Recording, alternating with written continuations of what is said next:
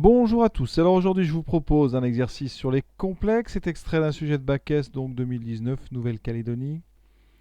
Et on va faire 4 questions. On va commencer par résoudre une équation du second degré dans C. Pour ça, on va d'abord tout de suite écrire les coefficients. Alors l'équation, c'est donc 25z carré moins 14z plus 25 égale 0. C'est bien une équation du second degré, ici avec un 0. Donc on va faire comme d'habitude. A égale 25, B égale moins 14, C égale 25. Ça, c'est les trois coefficients. On calcule le discriminant. Donc, on prépare B carré moins 4 AC. Donc, B carré moins 14 AC. On va essayer de se passer d'une calculatrice. 14 au carré, c'est 196. Donc, le moins va disparaître. 196 moins 4 fois 25, ça fait 100. 100 fois 25, ça fait donc 2500. On a donc 2304. Et on n'oublie pas le moins, donc moins 2304. Ce qui fait qu'on est bien dans le cadre des complexes, on a un discriminant strictement négatif. On a donc deux solutions complexes conjuguées.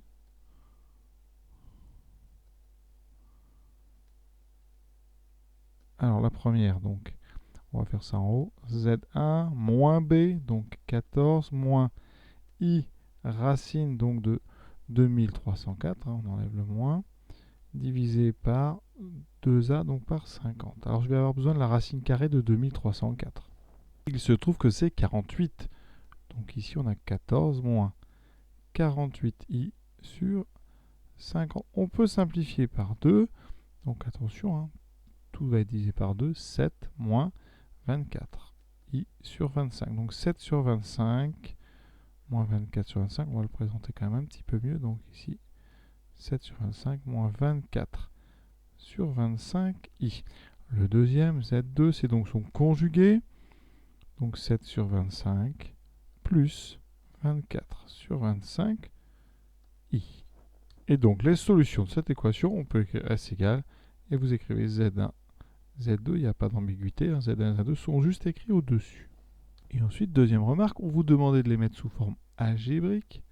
C'est pour ça que j'ai vraiment bien séparé, pour qu'on voit bien la partie réelle et la partie imaginaire à chaque fois, parce qu'on va certainement en avoir besoin.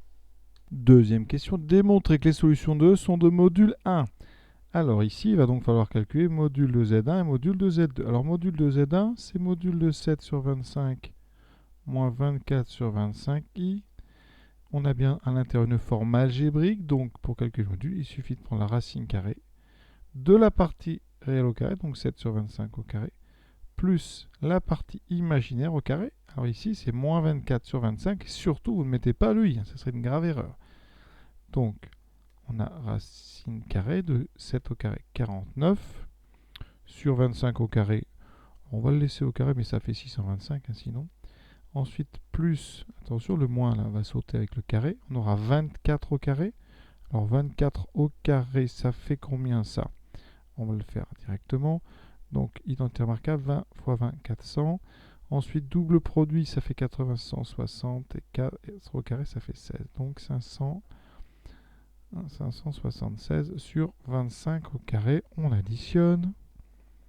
Racine, donc, 576 et 49. Donc, 9 et 6, 15. 8 et 4, 12. Donc, on est sur du 625 sur... Ah ben, ça tombe bien, 625. Donc, ça fait racine de 1. Donc, 1. Ensuite, module de Z2. Alors Z2, c'est le conjugué de Z1. Et on sait, formule de cours, que le module d'un conjugué, c'est le même que le module. Donc ici, deux nombres. Un nombre et son conjugué ont le même module. Donc ici, eh bien, on va retrouver 1. Donc pas de souci. On vient bien de démontrer que les solutions de E ont bien module 1. Et maintenant, on nous donne donc alpha, un réel, tel que cos alpha et sinus alpha sont donnés. Voilà, les deux sont positifs. Le réel est dans l'intervalle 0 pi sur 2. Et on voit bien que ça correspond un petit peu à Z2, parce que Z2, c'est donc 7 sur 25, plus 24 sur 25i. Donc Z2, on peut l'écrire cosinus alpha plus, eh bien, vous voyez, I fois sinus alpha. Ça, c'est exactement la définition de EI alpha. D'accord? Ça, c'est du cours. Vous savez que dans le cours, on a défini EI θ. C'est une écriture pour écrire cos θ plus I sinus θ. Donc là, on a vraiment EI, donc alpha. Et ensuite, Z1, ben, vous savez, c'est le conjugué de Z2. Hein. Et donc, ça veut dire que il faut utiliser le cours.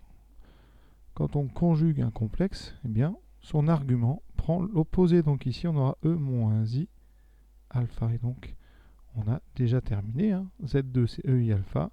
Z1, c'est E moins I alpha. On va le noter ça au-dessus. Donc, moins I alpha. Et Z2, c'est EI alpha. Quatrième question, la figure ci-contre. Hein, donc, ce cercle fait apparaître 8 points. Où on les voit, B, C, D, E, F, G, H. 2 de ces 8 points. Donc, on une affixe solution de notre équation. Donc, il y en a un là-dedans qui est Z1 et l'autre qui est Z2. Enfin, qui correspond à Z1 et l'autre qui correspond à Z2. Lesquels? Alors, on va commencer tout de suite par Z2. Alors, Z2, c'est donc EI, donc alpha. Donc, c'est-à-dire que le point M2 qui correspond à Z2 a pour abscisse, donc, 7 sur 25, et pour ordonnée 24 sur 25. D'accord? Ça veut dire qu'ici, eh bien, M2, c'est soit A, soit B, parce que les deux coordonnées sont positives. Alors, lequel des deux choisir? Il se trouve ici, eh bien, que l'abscisse de M2 hein, est bien plus petite que son ordonnée. L'abscisse de M2 hein, est vraiment plus petite que son ordonnée. Conséquence, ça ne peut pas être le point B, parce que le point B, il a cette particularité, il a une abscisse plus grande que son ordonnée. D'accord? Alors, ça se voit, et sinon, pour ça, il faudrait tracer la fameuse bisectrice du plan, la droite d'équation y égale x. Quand vous êtes en dessous, vous avez un y plus petit qu'un x. Quand vous êtes au-dessus, vous avez le y plus grand. Donc ici, c'est le point A qui va correspondre à donc Z2, puisqu'on a bien cosinus et sinus positifs, et un sinus plus grand que le cosinus. Donc ici, ça veut dire que A pour abscisse, donc affixe, pardon, Z2. On écrit ça comme ça. Ensuite, deuxième chose, Z1, c'est le conjugué de Z2. Et Z2, c'est le conjugué de Z1. Donc, ça veut dire que le point M1 et le point M2 qui sont, donc les points images de Z1 et Z2, sont obligatoirement symétriques par rapport à l'axe horizontal. Donc, vu que M2 correspond à A, c'est donc D symétrique par rapport à l'axe horizontal.